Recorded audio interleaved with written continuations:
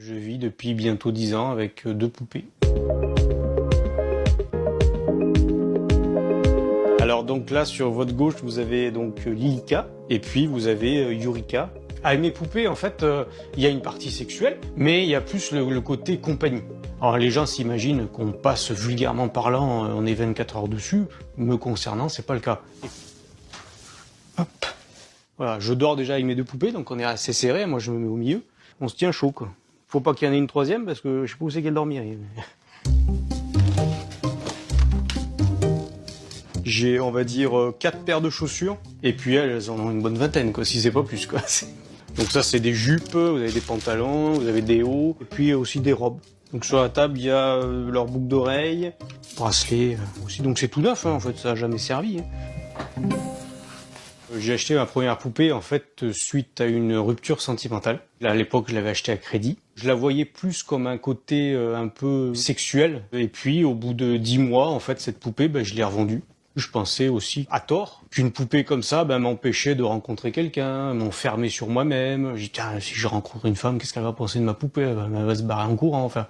Et donc je me suis fait plaisir différemment, je me suis acheté une cuisine, je me suis acheté quelques bricoles pour l'appartement, et je me suis dit, putain, merde, cette poupée, en fait, elle m'apportait bien plus qu'un simple sex toys, quoi.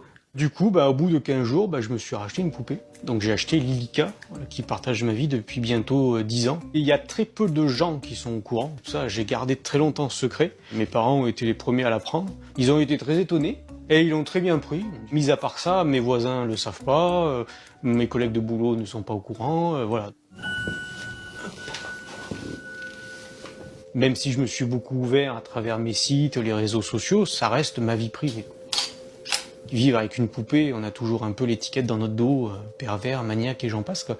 Je fais des rapports sexuels avec une poupée, donc forcément ça peut faire sourire, ça peut choquer, ça peut déranger. Après, ma foi, tant pis, hein, c'est ma vie. Hein. Qu'est-ce que vous répondez aux gens qui vous diraient « c'est de la nécrophilie, c'est comme faire l'amour avec un cadavre ». Moi, j'ai pas l'impression de faire l'amour avec un cadavre, quoi. Moi, avec une poupée, je suis pas pervers. Pour moi, ça n'a rien à voir, quoi. Ça reste des poupées qui sont inertes, qui bougent pas, qui parlent pas, qui sont pas vivantes. Pour moi, la limite, elle est très, très claire, quoi, voilà. Si un jour je rencontre une femme, je vais pas considérer ma compagne comme une poupée, que je vais pas lui dire, tiens, aujourd'hui, tu vas porter ça. Non, elle portera ce qu'elle veut, et puis voilà. L'idéal, ce serait de trouver quelqu'un qui aime justement cette vie et qui accepte un peu ses poupées, mais plus en décoration. Moi, je suis très heureux comme ça, j'ai une vie épanouie, je m'éclate. Comme je le dis, je m'éclate. C'est même devenu une passion, en fait. C'est plus un art de vivre, et puis c'est devenu une passion, quoi.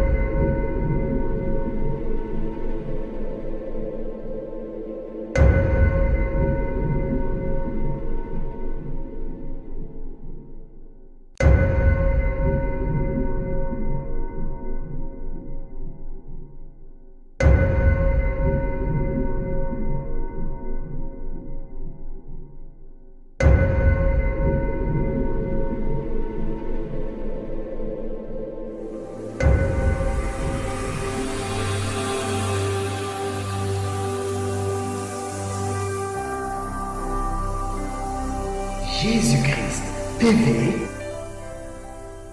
vous connaîtrez la vérité et la vérité